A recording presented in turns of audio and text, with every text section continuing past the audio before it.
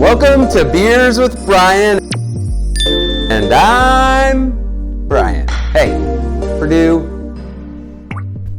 I'm so sorry I didn't believe in you. I'm so sorry I didn't think you could pull off yet another Spoilermaker win over a number 2 team on the road.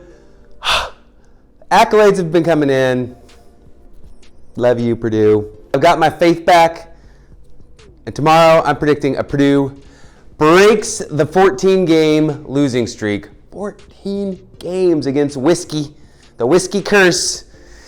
And I think we're going to win 24-14. That'd make us 5-2, 1 game away from bowl qualification. It's going to be a good Christmas. So we'll see. We'll see what's happening. All right, let's get to it. This week's beer recommendation is... This is the Ride Boxy Ride. Ooh, man. This is an American Pale Ale, 5.2%, 40 IBUs. This is like classic craft beer from the 1980s and 90s. This is like how beer in America started. Like starting to get a little hoppier, but not crazy. Starting to get a little bit bitter, but not crazy. It's getting some of those pine and citrus notes. Like, this is classic American Pale Ale with a twist. It's got rye in it, all right? So rye is a specialty grain that you've heard of, like rye whiskey. They use rye to make some gins. They use rye to make other beers in like Russia and stuff like that. But rye is another grain. So it's an adjunct in a beer because it's not barley. And it is a grain that is huskless. So that means if you have too much of it in your mash when you're making your beer, and it can like gum up and stick your wort, and then you can't like get your mash, all the beer out of it because it's all... So it has to be mixed with barley, or you can even add supplemental husks to it to make sure that your grain bed stays filtery.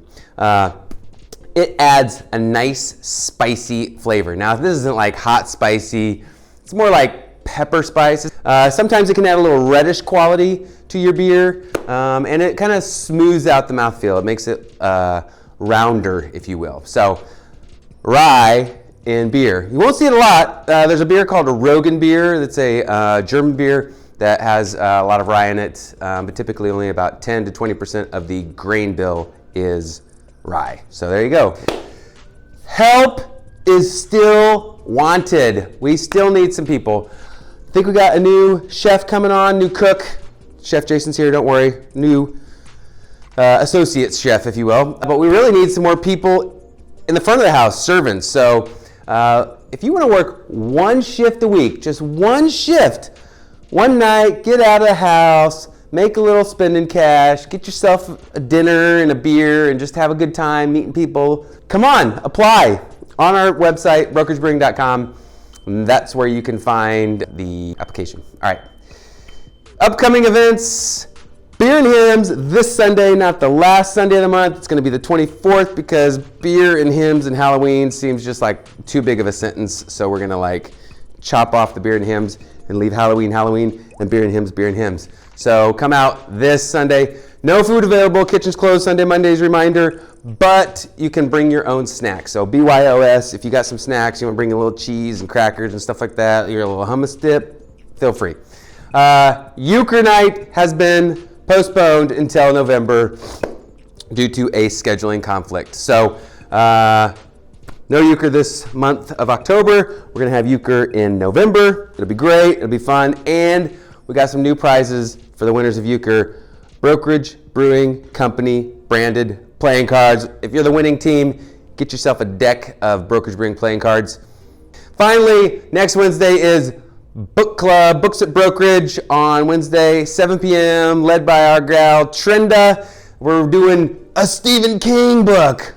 I love Stephen King. I haven't read any of his books in a long time. We're doing one called Billy Summers. So if you've read it, or you want to read it, or you want to talk about it, or you're thinking about reading it, and you just want to get the like Cliff Notes, or Spark Notes, I think they're called now, you can come down, talk with our people about Billy Summers. that's all I got for you. So, as always, like and subscribe, and maybe comment below what's your favorite Stephen King book. Mine is 4 Past Midnight, The Langoliers, about an airplane that like disappears in mid-flight, kind of like a TV show that's out now called Manifest. I don't know. Anyways, cheers, everybody.